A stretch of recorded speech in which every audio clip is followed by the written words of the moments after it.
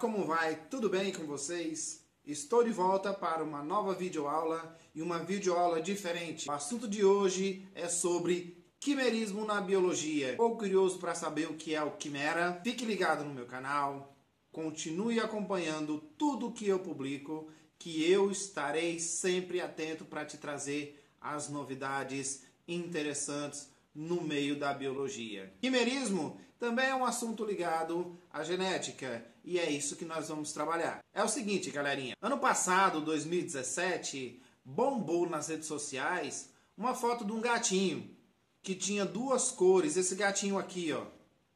E aí, muita gente ficou curioso, incrivelmente assustado com esse gatinho, metade dele ser de um jeito e metade ser de outro. Soube-se depois de algum tempo que esse gatinho era um quimera. Mas, aliás, o que é quimera?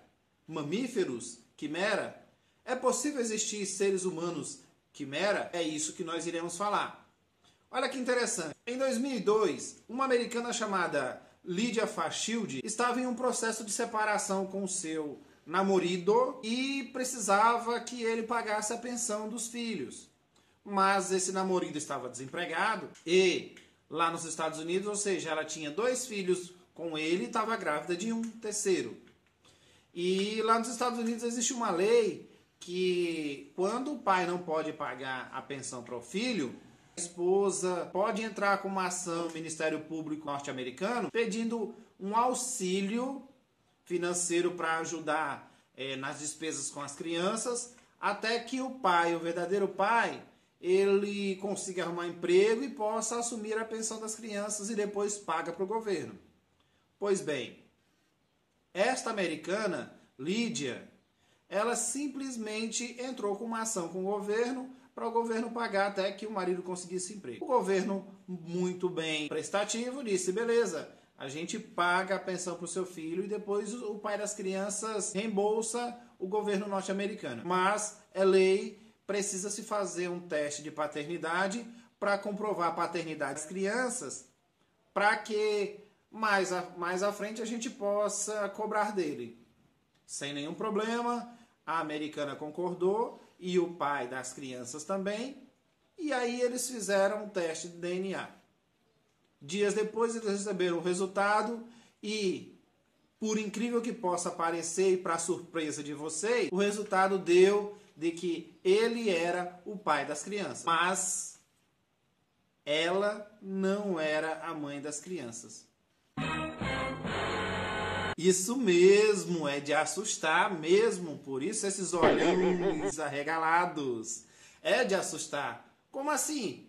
Ela não era a mãe das crianças? É, isso mesmo. Aí o juiz daquela comarca achou que ela pudesse estar querendo aplicar um golpe frente à justiça norte-americana e processou ela, exigindo que ela dissesse quem era a mãe das crianças e que iriam tomar essas crianças até que a mãe aparecesse. Lydia ficou devastada, muito preocupada, porque a justiça iria tomar os seus filhos e isso não poderia acontecer. E ela dizia categoricamente que ela era a mãe das crianças.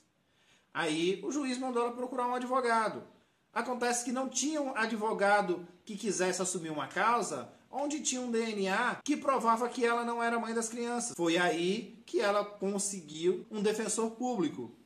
O defensor público, ao escutar o caso dela, ele analisou o caso dela, pensou, refletiu, foi pesquisar a possibilidade de uma pessoa ser mãe das crianças e não ter o DNA dela junto das crianças e encontrou em meio às suas pesquisas apenas a hipótese de que, em casos raros, algumas pessoas podem ser quimeras. E aí, o defensor público, ele simplesmente chamou ela para conversar, ela garantiu que ela era mãe das crianças, e ele disse, ó, só tem um jeito, é possível que você seja uma quimera. Isso é um caso raríssimo, raríssimo, raríssimo no mundo.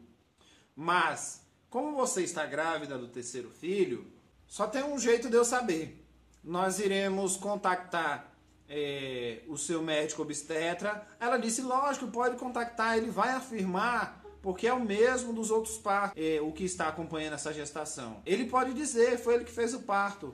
E aí ele foi procurar o obstetra E o obstetra disse, realmente as crianças são delas. Eu a acompanho há muito tempo. Foi eu que tirei aquelas crianças de lá. Não tem por que não ser dela. Mas o advogado foi lá procurar para falar de outra coisa. Doutor, é o seguinte, ela está grávida, o DNA comprova, ela já fez esse teste de DNA em 3 ou foi 4 laboratórios diferentes e nenhum comprovou que ela era a mãe das crianças. Na verdade, confirmavam excluir a maternidade dela.